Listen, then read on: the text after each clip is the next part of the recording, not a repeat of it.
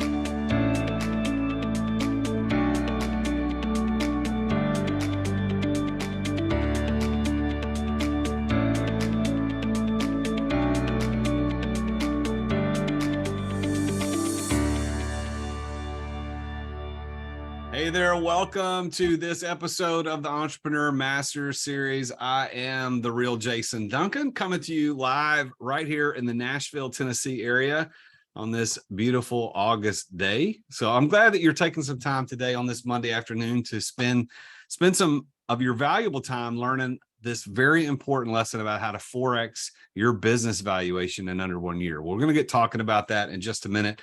But before we do, I want to talk a little bit about what this Entrepreneur Master Series live webinar thing is that you're at, why you're here, what it is. This is, I call this EMS for Entrepreneur Master Series, and I'm a business coach, and I work with entrepreneurs exclusively. And specifically, I work with them on how to exit their business without exiting and how to live something I call the exit lifestyle. So today's topic is probably more dovetailed specifically into what I do on a regular basis than any of the other topics we've ever had on this webinar. And you're going to really like our guest today. But this EMS webinar, I do these twice a month live, and then they are released on my podcast, The Root of All Success. If you haven't checked that out, go to therootofallsuccess.com. They're also on my YouTube channel. You can just look up The Real Jason Duncan on YouTube. You can find all the past episodes of this, and it goes out to my newsletter list. And we send a replay out to everybody in our newsletter list. So it's quite a good audience of people who get to see these. And these are done specifically to bring high value content that's practical and tactical for today's successful entrepreneurs. And so, like I said, I do these twice a month. We talk about entrepreneurship, leadership, sales, financial literacy. Today, of course, is a little bit of all of those things. And it's going to be a masterclass on topics that are specifically related on how to grow and build a successful entrepreneurial company. And each of these episodes is conducted on Zoom right here, and it's released in all those ways I talked about earlier. So let me introduce our topic for today. So the topic for today is the secret to 4X your business valuation in under 1 year. And so have you ever dreamed of the day when you no longer just talk about selling, but you're actually ready to execute that plan and live the life you've always wanted? Well, if you're a follower of mine on any social media platform at The Real Jason Duncan, you know that's what I talk about all the time. Well, our guest expert today, Damon Pistulka, helps business owners identify and execute opportunities to increase their revenue, increase their profitability, and increase the value, so that then when you're ready to sell, when his clients are ready to sell, the business is oriented for success, as is the person selling the business. And you can see your business actually increase in value if you follow these things that Damon talks about. Let me tell you a little bit about him before he comes into the room live with us. He grew up in a large Midwestern family farm. He worked his way through college, earning a mechanical engineering degree. And then after college, he worked in technical and managerial roles, including designing, building, and even operating facilities. He went on to manage businesses and design and production of retail store fixtures, custom fabricated metal products, advanced aerospace components, and high-tech devices. Ultimately, Damon developed his skills as a business operations and value improvement specialist. With over 20 years of building and managing businesses in extreme conditions in diverse industries, his drive to help clients reach their goals and help them crush their competitors is very valuable to people like you and me. He continues his work today as managing director of a company called Exit Your Way, which helps their clients scout the path and keep them on track when they're working towards their ability to exit their business. So he's helped businesses in manufacturing, e-commerce, construction, healthcare, and other industries to achieve their business goals and successfully exit their companies. He has a podcast live stream that he does on his own, which I'm going to let him talk about when he comes on live. I'm actually going to be a guest on that tomorrow. So it's kind of exciting that we met. And I think, and Damon will have to correct me when he comes on live, I think the way we met is I was speaking at a TED event, and somebody who was a participant came up to me to talk to me. And then I think that's how we got to know one another. So would you please help me welcome Damon Pistulka to EMS today? Go ahead, Damon, turn on that camera and let's see your pretty face all the way from the state of Washington. That is probably 2 words have not been uttered about me in a long time. Pretty face. Well, thanks for having me here, Jason. I appreciate you having me on, allowing me to share some hopefully useful information with your guests. And yeah, just happy to be here, man. Well, I'm glad you're here. So what we're going to be talking about, the topic is how to Forex your business valuation in under 1 year. So we're going to get right into that here in just a second. But I want to let all the people that are participating live let you know that there is a Q&A bubble at the bottom of your screen. If you click on that Q&A bubble, it'll open up a window, and there's where you can ask questions. Now, I know we're all really familiar with using the chat features in Zoom. We chat back and forth, and that's fine. You can chat in there, but don't ask questions in there because we're not monitoring that as closely as we're monitoring the Q&A. So go to the Q&A, click on that, because at some point during this session today, I know you're going to want to ask a question, and so you'll type it in there. My assistant, Megan, is here. She's helping monitor that. Damon and I are going to be monitoring that. We'll answer your questions live. And then if you're watching this on the replay, of course, you're not getting to ask the questions live, but you can always join up with us at the next EMS and ask questions live of the next person. And when we finish today, at the very end, I'll talk about who's going to be our guest on the next session of the Entrepreneur Master Series. So Damon, so I gave your intro there, a little bit of your background. How did you go from business, managing facilities to helping people sell their businesses? Let's start there. Yeah. Well, actually, I was doing it for the investment owners that I was running their businesses. And, after going through a few times of acquiring businesses, growing them, selling them, I was actually, after the first one, it was my mid-30s. I was like, man, I want to do this for people. I want to do this for other business owners, because I was used to running, family-owned businesses and operating facilities for them. And when I moved into the equity or investor-owned and learned how they run businesses differently, when you really look at it as an asset rather than a thing that funds our lifestyle. And I'm trying to paraphrase it, but when I moved into that, it's a completely different way to look at your business. It's a wealth generating machine. It's an asset. It's like a stock market portfolio. My stock market, you can go on the stock market today and you go, oh, my portfolio is worth $50. How much is it worth at the end of the day tomorrow? It's worth 65. Oh, it was a great day. Well, That's how investment owners look at businesses. It was a foreign concept to me, because when I started working for the people, they said, yes, we bought the business for this much. We're going to grow it to this much, and then we're going to sell it. And we rode it through some up and down times, but that's eventually what we did. And as we were going along the way, I learned a lot of things. And when we sold the business, I was privy to the sale. I knew what was going on. I was able to help do that, talk to the owners, work with the investment bankers doing it. And I was like, man, I really like this and I want to do it for people. And it took me, 15 plus years to get to the point to where I had the people I knew and the experience that I wanted to. I went on and did turnarounds and other, ran other investor owned companies for a while until I finally did it. But that's how I got my start. After the first few of those, I knew this is what I wanted to do. So we got people here that are really interested in increasing the valuation of their business, probably for different reasons. Some people are looking to sell and they're trying to figure out, how do I squeeze a few extra 100,000 or even $1 million or more out of the business valuation. So what makes you qualified to tell people how to do that? What is the specialty that Exit Your Way has that you can say to somebody, if you do these things, you will increase the value? Well, let's back up. First of all, value is at the end of the day a number, and it's based on your profitability up first. But we're uniquely qualified to do this because we not only know how to show your value as of the financial statements yesterday, but we show you what systems you can use and the ways that you can project what my value is tomorrow. Not only project that, but also prove it before you get there. And when you do those kind of things, the value you can get at exit is much higher than the value my financial statements say today. And it's the same thing that we had to do in investor-owned companies, or if like today in a private or a public company, right? They come out with their guidance for the next quarter.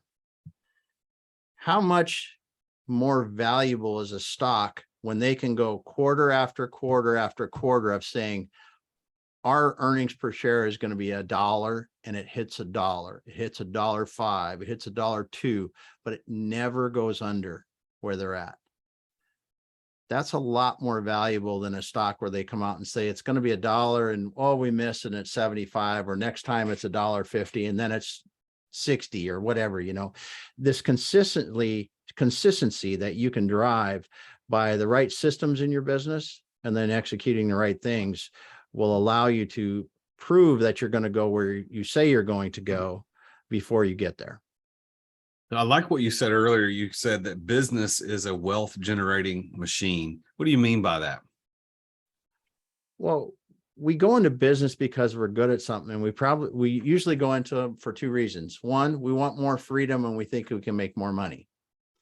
And the thing that happens, and this is what you help people with, is it's usually the opposite. Work twice as hard and you don't make as much as you could if you just went out and worked a W-2 job, right? Yeah. That's what happens. But we go into it because we want freedom and we want to make more money. Well, to do that, you got to quit looking at it like a W-2 job, right? You got to look and say, am I building wealth with this business? Not replacing an income, right? Because replacing an income is a must-have. You got to get there. You got to work your business to get there. Then you got to go, how am I generating wealth with this business? Generating wealth means two things. Am I taking money out of my business and I'm investing that someplace else? And am I building wealth within my business? Because I think when we talk to owners, we say you got to be doing a mixture of both, because you never know what can happen in your industry tomorrow. But that's what we talk about when we talk about that. And when you say generating wealth, it comes back again to something that I learned in the investor-owned businesses. What's your number? And I don't mean business number, I mean personal number. What's your personal net worth number you're going for to just say, not F everyone money, but I can do what I want money, right? I don't have to worry about money anymore in my life. For some people, that's a few $1 million. For some people, believe it or not, it's 15, 20, 50, $100 million or more.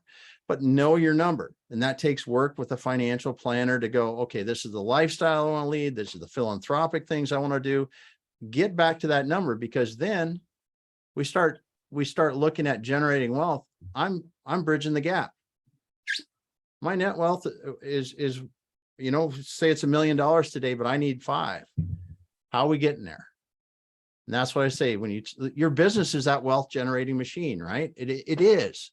You have to get that thing to generate beyond your daily needs, and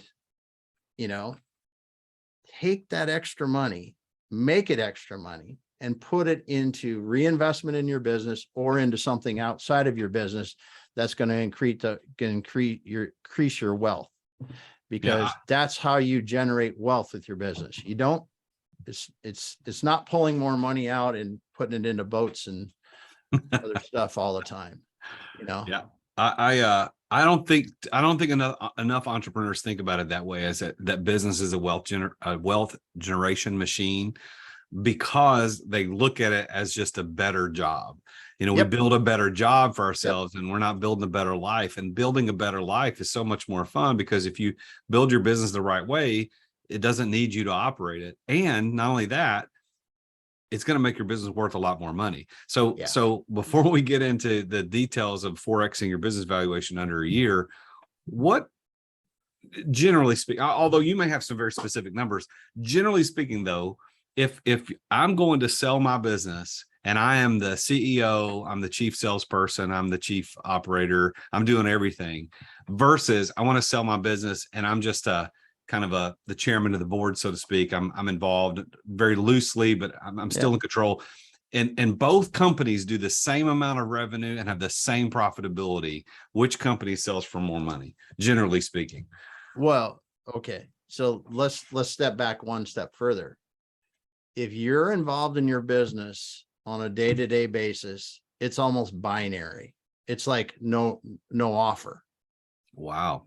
Because, and especially if you get to the point to where you have more than $1 million in profit, because you've just moved yourself out of most individual buyers realm of, hey, I'm a great HVAC and I want to buy your company, and you're intimately involved, or even worse, if I got a law firm, I got a CPA firm and my name's on the door, oh man, those things, it's just almost binary. It's very, very hard to sell them for the money they're worth. Now, people as a rule, and I haven't seen this published lately, it was a few years ago, I saw somebody, I believe it was from Meridian Capital here in Seattle, I think Brian there wrote something that talked about a 50% reduction, 30 to 50% reduction in the price based on ownership involvement. 30 to 50% reduction. And when in certain size ranges, you're just not going to sell it. I'm writing that down. Yeah. Oh yeah. It's significant. It's significant, right? Because that's part of this overall 4X is doing exactly what you're telling your clients is you got to get to the point to where that business runs without you, or with the right amount of involvement for you, depending on the size. That's crazy.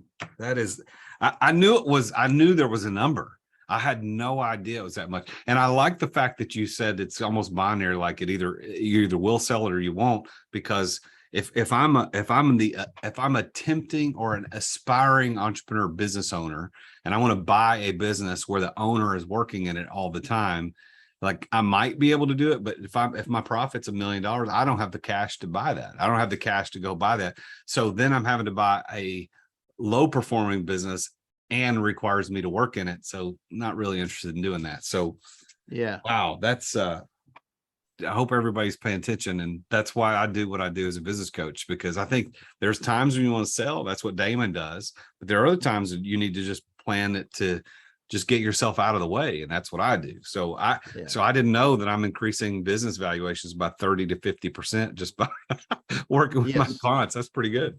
Yes.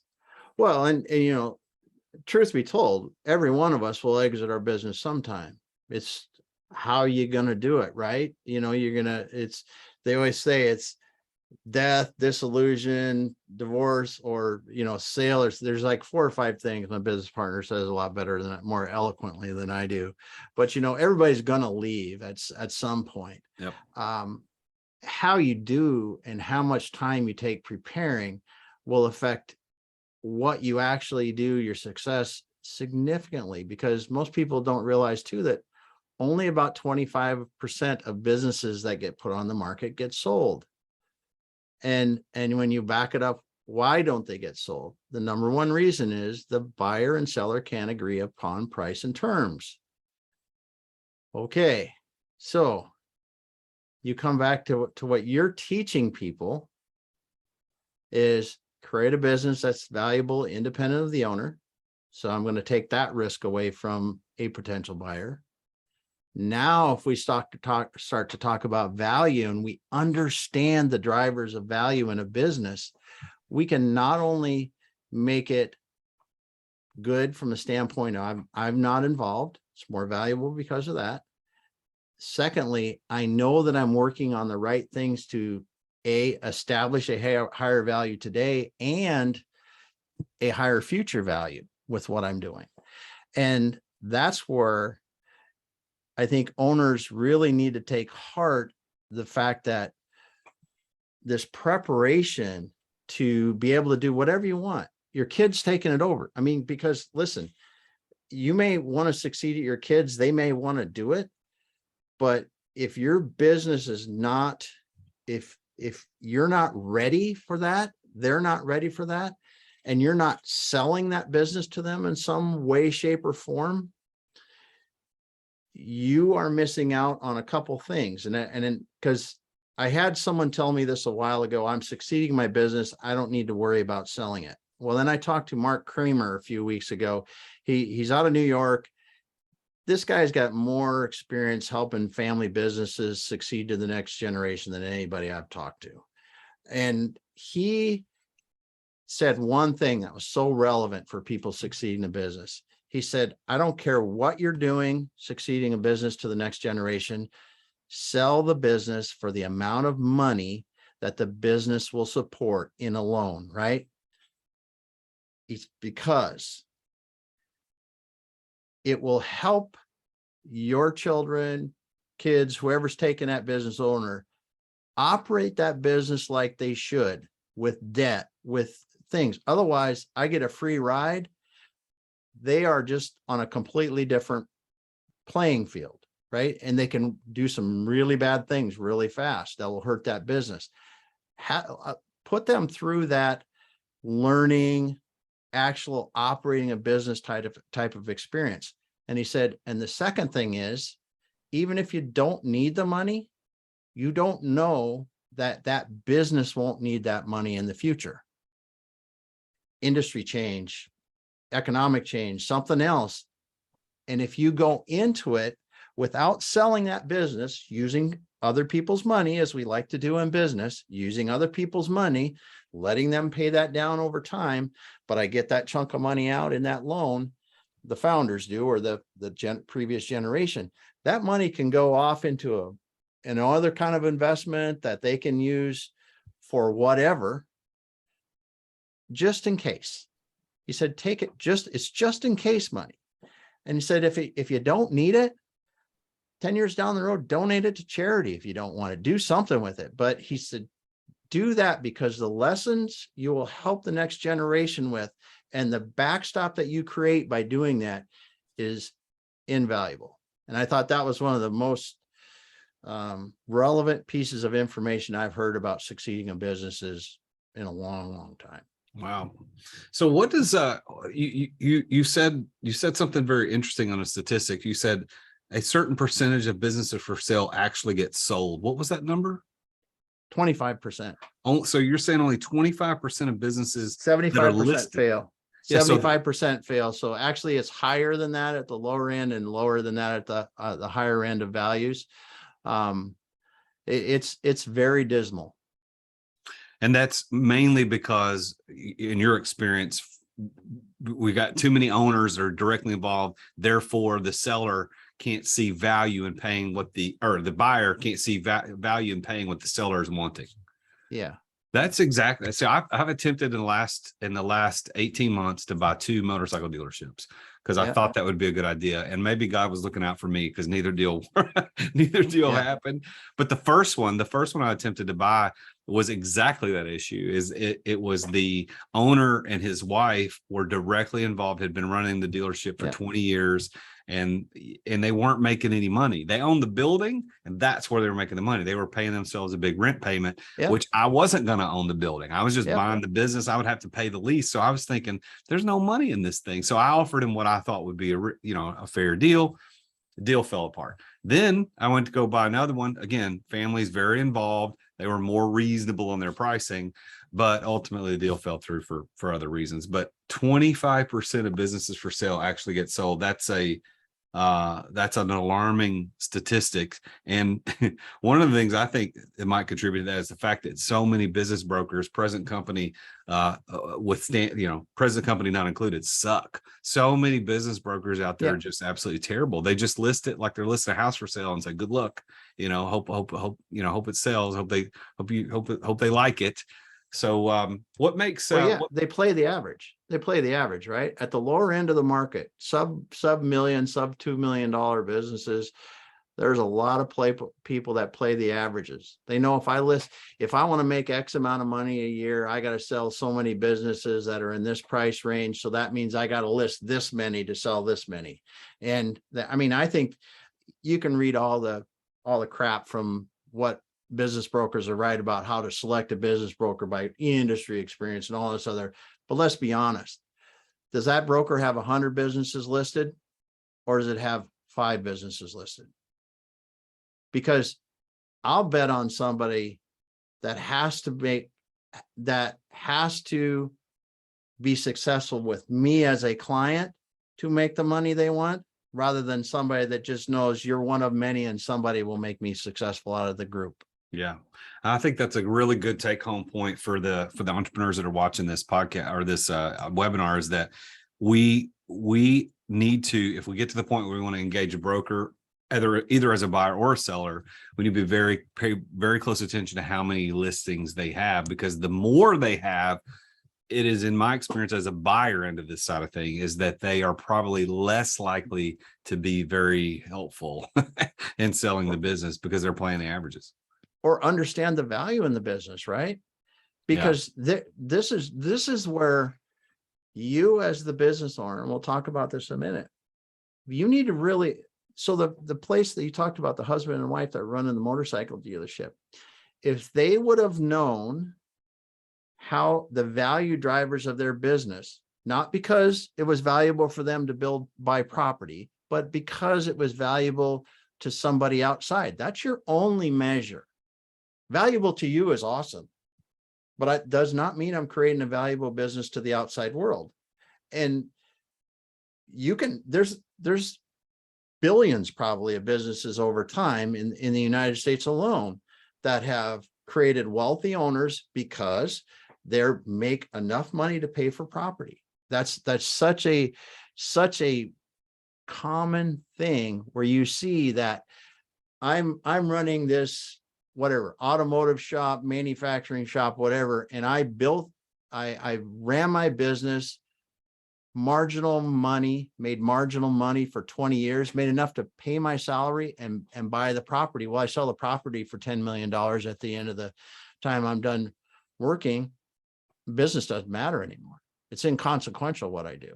But if those people would have done it to the point to where they said, listen, yeah, it's cool that we're paying for the property, and that's one piece of this. But if we want this dealership to continue on, it has to stand on its own and have a value of its own. That's right. So let's get into the idea and the concept of valuation to begin with. So you already said that the number one thing that goes into the valuation of a business is the profitability of the company. Yeah. So if we're going to increase the valuation, we need to understand how the valuation, first of all, is determined. And I know so many of my clients ask me this question, and I've got people that ask all the time, how do you determine the valuation of a business? So can we kind of talk about what valuation means just in general before we dive into the details? Yep. So on the backside of valuation, there are private databases of transactions, business sales, right? And from these, knowing the industry, the size of the deal, and benchmarks. I mean, we have benchmarks to say what was the gross margin, what was the net income, those kind of things for these businesses and these transactions. And it's the brokers and investment bankers share those. The banks use them. Because the banks use them to determine loan value, what they can do. So this is an inside industry kind of thing that's there.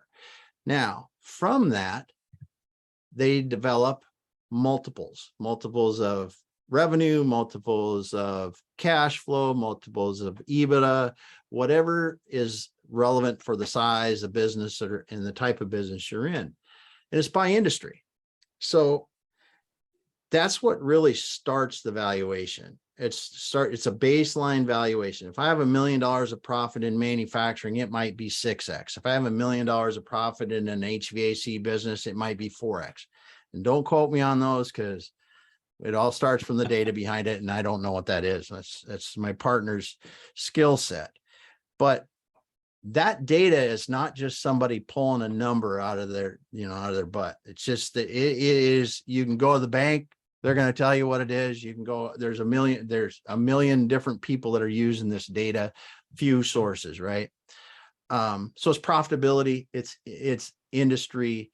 And then it looks at how do you compare compared to others, because there's always pluses and minuses. And this is where valuations get really interesting, because I can go right now, we could get on one of these free valuation websites and I could say, what kind of business do I have? Okay, I've got an HVAC business. Oh, how much is your top line revenue and what's your profitability? And it spits out your value, right?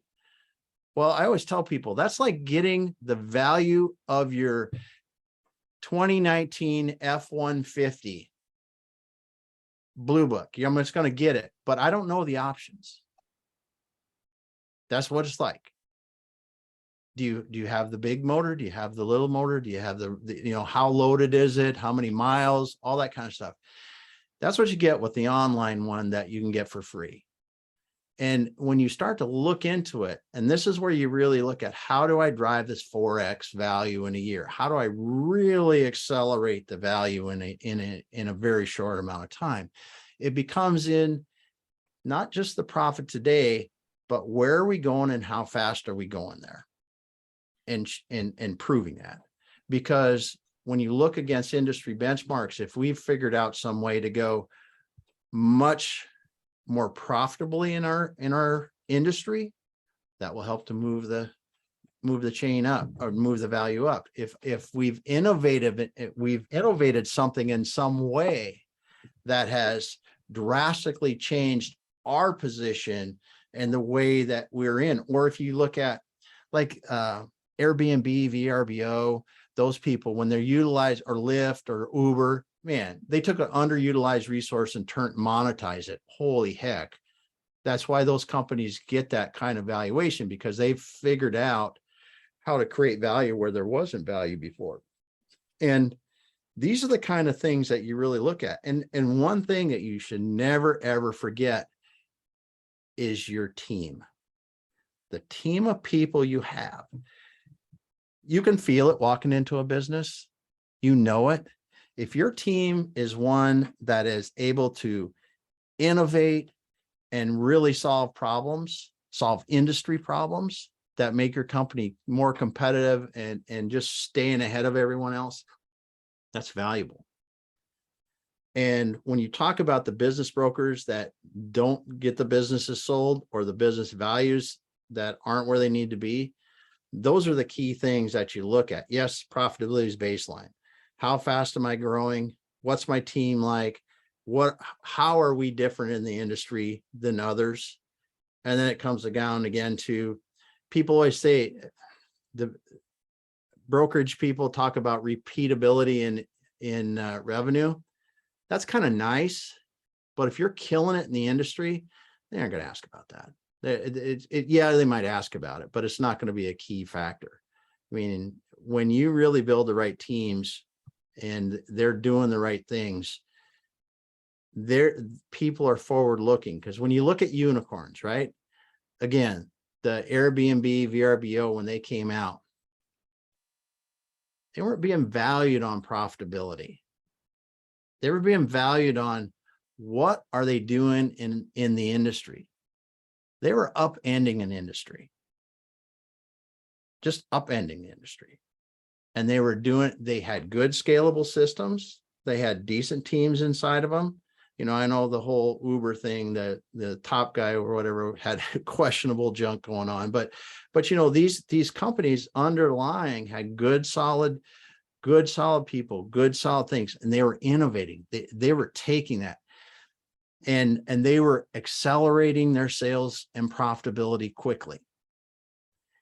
Because when you start to do that, you drive values beyond the common multiple for your business. And to 4x a business in normal terms, if I'm just sitting here, I have to grow my profitability 4x, right? If I keep my same multiple. But in reality, there's a couple things that happen. Even if I don't, say I'm not that innovative, say I'm just growing in my industry, there's a valuation curve. And what I'm talking about valuation curve is that your multiple as a dollar of profit. If I'm a small business in manufacturing or whatever it is, e-commerce or something, know e-commerce pretty well. If I'm a small e-commerce business and say I'm doing 5 million in revenue and I'm making 500,000 in, or whatever the profitability numbers, I might be valued at 4x that EBITDA number. If I'm a $50 million company and making whatever $1 million at that, I'm going to probably be valued at 7, 8, 9x that profitability number, because there's less risk in a bigger business. Why this is really relevant for somebody that's got a smaller business, a sub $10 million business, is just by going from, say, 2 million to 4 million in revenue, or even 2 million to 3 million, I might jump an entire multiple in profitability on my value. So you get this double bonanza of as my business gets bigger, I get more value per dollar of profit, and I'm growing my business, so I have more dollars of profit. When you start to look at how I 4x this, I combine the three things. I go, I'm going to accelerate my sales because that grows profit naturally. I don't even have to change my profitability. And then because I'm accelerating my sales, I can take a jump in my value per dollar profit because of the valuation curve. But then when I start to innovate and I start to do things that others can't, that adds a bit more on top of the profitability, because I'm creating a defendable market position that it makes it harder for others to recreate. I'm writing that down. So innovation is to create a defendable market position, which keeps duplication from happening. Yeah. Because go ahead. You said the first thing was accelerate sales, which grows profit, which helps in the valuation curve. And you got innovation to create a defendable market position. And what you said, there were three things. What's the third one? With the valuation curve will help you there. Okay. So there's actually four, because I forgot the last and one of the most important if you're going to be selling into an investment owned or you really want to maximize.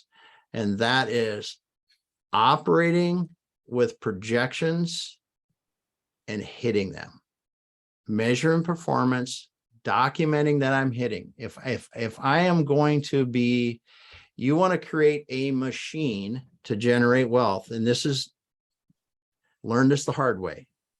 in investor-owned companies, and it's go work in a public company. You're going to know exactly what I'm talking about.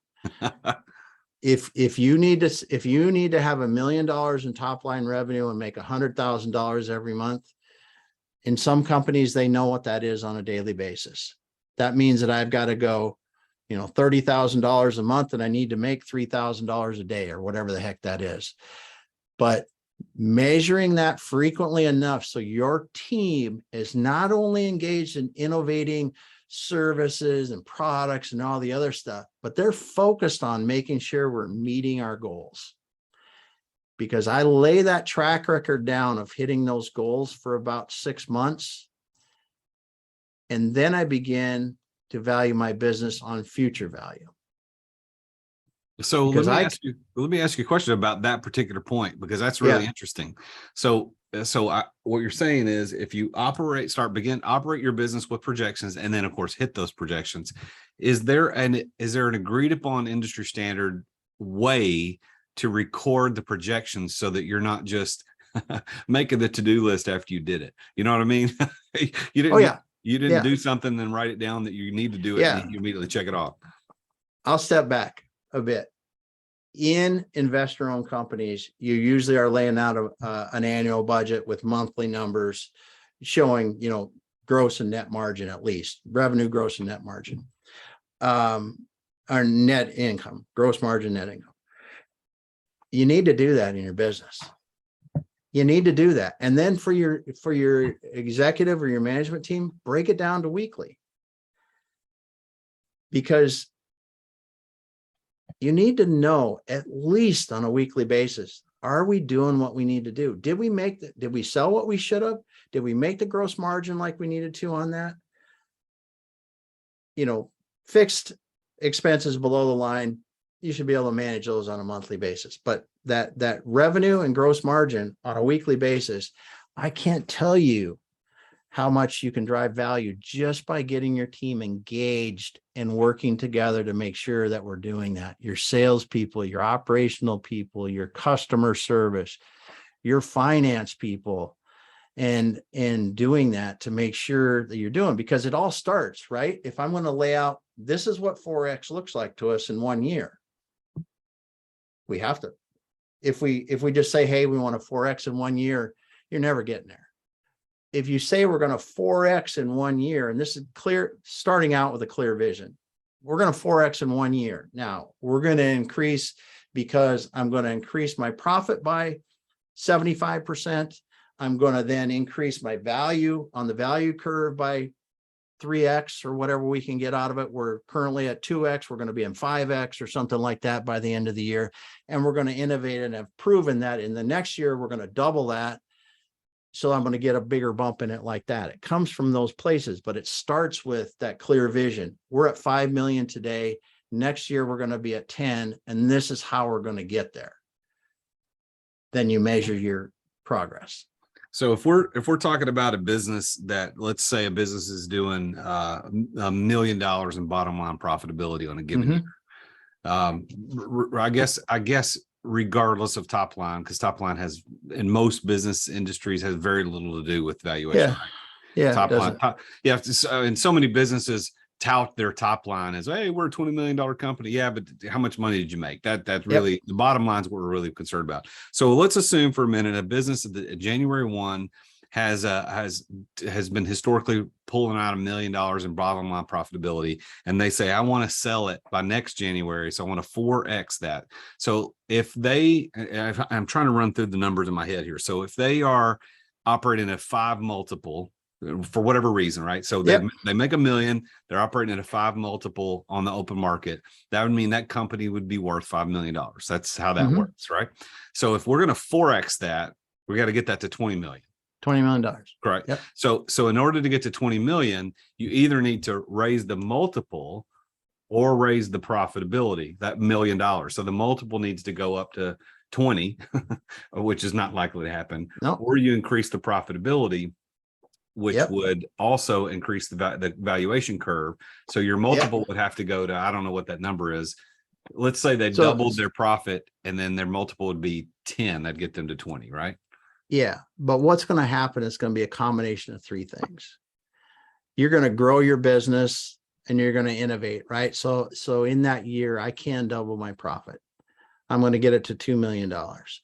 Then I'm going to, because I'm at $2 million and I'm actually not double revenue, because I've gained some efficiencies. I've worked on other things to innovate. I'm more profitable. So now I've gone from 5x on $1 million to say 8x on $2 million. Well, I'm at $16 million. Now I'm at $16 million value. So I got to write it down so I remember here. Now I'm looking to get $4 more million in value. Well, I'm sitting here today, 6 months, showing them for the last 6 months, we've grown at a rate of 100% because I went from 100 to 200 or 1 million to 2 million in profitability. And I am projecting with my budget that I am going to grow that same 100% for the next year. And I've got 6 months of history saying that we've done it. And I can tell you in detail how we're going to do it for the next year. What I'm going to do then is I'm going to say, because of that, and the fact that we're innovating, don't want to forget to talk about the innovation. We're going to get about a 30% multiple increase in this, in value. We're going to get a 30% increase in value. Then I'm past my $20 million that I wanted. There you go. And that's where these things all combine together. Because, I mean, investors aren't stupid. They can see these teams innovating, solving problems. And a lot of investment banking firms will kind of pass by that because they're financial based. I mean, most investment bankers got their CFO types, got that kind of thing. When you look at investment bankers that are really value focused, sales or more business operators, they are going to be able to articulate that. Make sure your people articulate that, because if you've done something that's radically changed your position in the market and your ability to scale and your efficiency, because I think you can get the trifecta if you really work at them. You've created something that's, like we talked about a long time ago, much harder to recreate by your competitors and will sustain you far longer in the market. And then it's as simple as, hey, we've proven it. You can wait longer, you can pay more, or you can pay us now and we'll get out. And we had that very thing happen to a company this spring. So 100% growth year over year. And they waited and they got to pay another $1 million for it. Like, okay. And really, it's not a bad thing even for the buyer, because they're buying a much more valuable business. I mean, it's more money out of their pocket, but they're buying a more valuable business because now it's been proven. So I want to remind everybody who's here live, if you have a question, go to your Q&A bubble at the bottom of the screen, type in your question. Let's see if you've got something you can ask Damon about how to exit, how to increase that value. But I want to review what he said, these 4 things. So you can accelerate your sales, which will in turn grow your profit. You don't have to change your profit margins. You can innovate to create a defendable market position. You can, number 3, you've got the bonus of that valuation curve, because as you grow, your valuation curve goes up. And then 4th, if you can operate with projections and hit them, you're going to increase the value. So we just ran through that example of a company worth 5 million that went to 20 million just by doing what we talked about, creating efficiencies, increasing bottom line, not necessarily increasing the top line. And I think that the other thing that you didn't mention goes back to something we talked about earlier. If there's a 30 to 50% reduction in the value when the owner is directly involved, one of the things you could do is figure out during that year how to get yourself uninvolved from the business. Yeah, I didn't cover that. Most of the companies that that's one of the first things we're doing with them, obviously, is is getting that owner to the true, it depends on the size. They at least have to be in a true CEO role at the very least, but it's even better as they get bigger and almost necessary as you get larger. to be at a like a board director kind of role. That's and the way I like to say it is if I am under about 2 million in EBITDA, you should really be a CEO role, but you need to have a internal management team that can execute the vision you've laid out. And then when you get above about 5 million in EBITDA, you need to have the owner needs to be outside of the team that can develop and execute a 5-year strategy to grow the company. That's interesting. So you've mentioned EBITDA several times, and I know some of us know what that means, but what does EBITDA mean and stand for? It is earnings before interest, taxes, depreciation, and amortization. So basically, they're trying to recreate. It's a number to recreate the true cash flow of a business. In a smaller business, you'll see they might say just cash flow. Seller's discretionary earnings. I think they say SDEs. You'll see that. It's not the same as EBITDA because EBITDA does include all operating people's salary. SDE usually doesn't include the owners or is including what the owner can take in salary as an SDE. EBITDA, that's before you see an EBITDA number. That owners or officers' wages are included in the financials before EBITDA is calculated. Okay. So what else do we need to pay attention to if we're looking at increasing the value of our business? We've talked about those 4 things you mentioned. We also talked about the fact that the owner needs to get himself out of the business. And I think it was interesting, the point you were making, if you're under 5 million in EBITDA, you need to be at the very least, a true CEO, not involved in daily operations. You got a team that does all that. But if you're over 5 million in EBITDA, you need to be just a board member with your team that does the 5-year vision casting and projections and all that kind of stuff. I thought that was interesting. Are there any other kind of tips and tricks about the selling or the exiting of a business that would be interesting for us to talk about? Well, it's the business systems and cultures you instill in your business will largely dictate the success and the value of your company. And, we talk about, let's go out and look, you look at EOS, you look at some of these other business operating systems you talk about. Those are really valuable to be able to do the things that you need to do. And as you're talking, exiting without exiting, you need to have a way to run your business without you being there. Those systems allow you to do that. They allow you to scale. That is one of the key things, because you can't scale a business by tribal knowledge. You can have a big business by tribal knowledge, but you can't scale as fast. What do you mean by that? What do you mean by that knowledge? What are you talking about? Everything from, hey, how do we do it? What's it look like? I mean, when you talk about business operating systems, you talk on the backside, you go, okay, are our financials working? Do we measure our KPIs on a weekly basis? If we do, how do we do it? Does everyone understand what success looks like for them? And are they tied to a number? Have we communicated the vision with everybody in the business? Does everyone in the business know their job and what they really need to do to make us successful?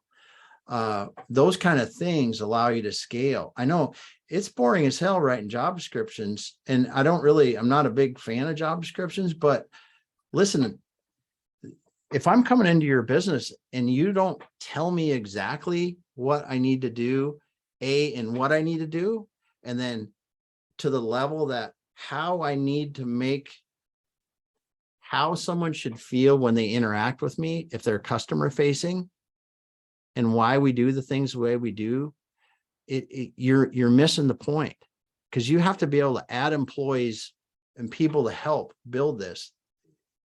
You win with a team, and you can't add team members if you are telling them every step of the way, every day, what they have to do. So training and the culture piece of it is really, you won't innovate if you don't develop the right culture. You just won't do what you need to do. So those kind of things are really key in the outside of it, because get the right team, get the right players, they'll innovate far beyond what you ever thought of. If you lay out what success looks like, they'll go 3 times past it if they get going. And Yeah. if you just keep helping. I tell you, I talk about that, Damon, all the time with my clients. It's part of what I teach in my group coaching sessions about culture, about how that you have to invest in people and you've got to pay attention to culture like a madman, because that culture is what's going to keep that company going long term after you step away from day-to-day operations. And if you want that culture to provide life and viability and thriving, those are the things you have to pay attention to. So that's why I'm really glad to hear you say that. Tell everybody what Exit Your Way does. I will. Just one thing. When an experienced business valuation person looks at your company and does an extensive business valuation, they will measure your culture. There are ways that they put that into there's like, I forget, it's 100 questions or something like that. They ask about your team, they ask about your systems, they ask about how you're set up, and a lot of things to really assess your team, your culture, and your capital, because that's so important. And it's another one of those factors. Like I said, with my F-150, if I've got the coolest trim package, it adds to the value. If I got the standard model, not so much. These are the kind of things that really can make a difference in your value. So that's why I wanted to bring that up. It matters. It matters. Yes, 100%. Culture matters. So what do we do? Yeah, tell us about Exit Your Way. What do you guys do, and then how would people get in touch with you? All right, we help people. 3 things that we do: increase value, prepare for sale, and sell businesses. That's what we do. Size range is usually a couple $1 million up to 30 or $40 million in revenue. We've had some clients bigger, we've had some clients smaller, but it's our clients are usually with us for a couple years in the median, some longer, some a year, but that's what we do. We're really looking to work. We work with a few clients, and we are helping them with things like growth by acquisition, extreme growth, talking 150, 200% growth and just trying to keep the wheels on the bus with scalable systems and people and the specialized resources we can bring to bear to do that. But that's what we do, because we're helping them generate the wealth with the business, the wealth they want with their business to be able to do what they want to do. Well, I dropped in the chat for everybody who's here. You could see your LinkedIn and your Twitter personally, and then the company website is exityourway.us, exityourway.us. And there's an Exit Your Way page on LinkedIn, YouTube, Facebook, and Twitter. And then you also have a live stream podcast that you do, and I'm going to be a guest on your podcast tomorrow, August the 23rd. So tell us about the Faces of Business podcast. Faces of Business podcast is a time for me to share topics that I hope that other business executives, owners, and just business people in general want to listen to and learn and hear the stories from people, stories of good, bad, challenges, and things that can hopefully help them increase their business acumen and the success. So we have a lot of fun with it. I didn't really know that I would enjoy it as much as I do, but it's a lot of fun. Yeah, it's a lot of fun. Doing podcasts are fun, and I'm looking forward to being on your show tomorrow at 5 p.m. Central Time. So that's going to be great. So as we wrap up our conversation today, and we talk about this 4Xing your business in under a year, I want to make sure that everybody heard us correctly. So the 4 points that you pointed out here: accelerate your sales, which will in turn grow your profit even without having to change anything. And then you get number 2, you get the bump in the valuation curve as a result of that. Number 3, innovate to create defendable market positions so that your market position, it becomes something nobody can duplicate because you're innovating.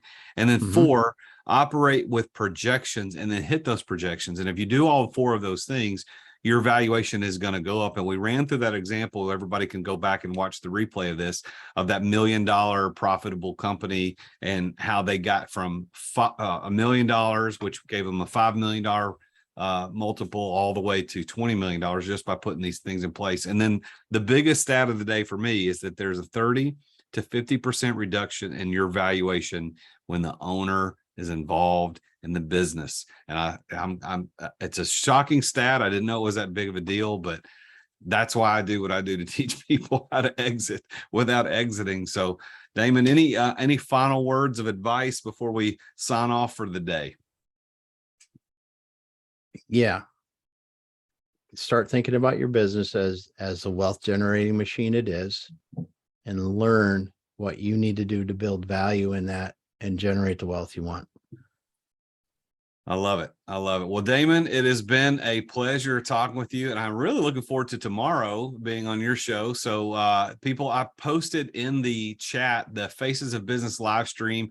You can go to exityourway.us, and then there's in the menu, you can go to the Faces of Business and you can look at it there. And then he's on Twitter at Faces of Business on Twitter as well. And then, you know what? I saw on this thing that you've got a free 1-hour business legacy development session for business owners. Can we talk about that just a minute? Because I think that sounds like an interesting thing that people might want to do.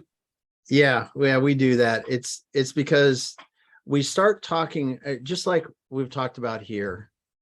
We start at, what is your number? What is your number? Because most people haven't thought about it.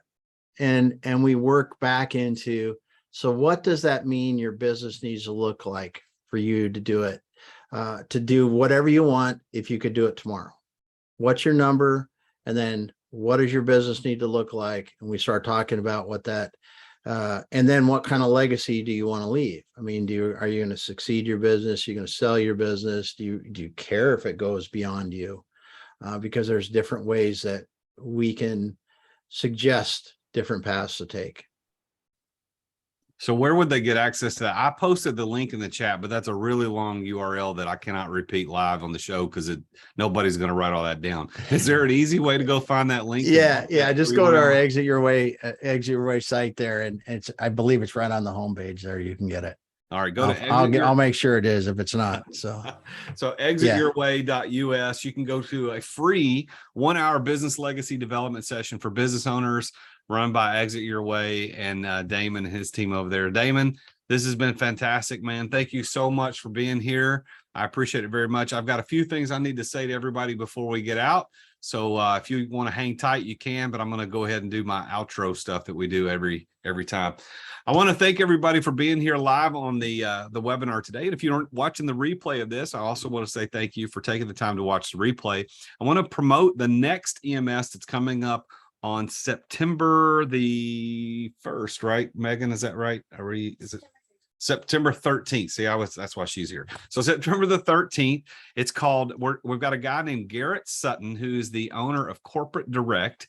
And he's also a lawyer in charge at Sutton Law Center. And we're going to do the topic, Fail, Not Fail, How to Protect Your Assets the Rich Dad Way. And if you're a fan of Rich Dad, Poor Dad concept, all that whole Robert Kiyosaki series, he is the guy who works with Robert Kiyosaki and some of his other team players on how to set up veils of protection for your assets.